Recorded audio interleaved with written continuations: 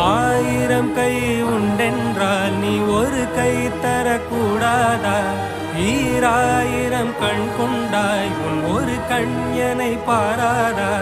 உன்னில் சரணடைந்தேன் இனி நீ கதியே.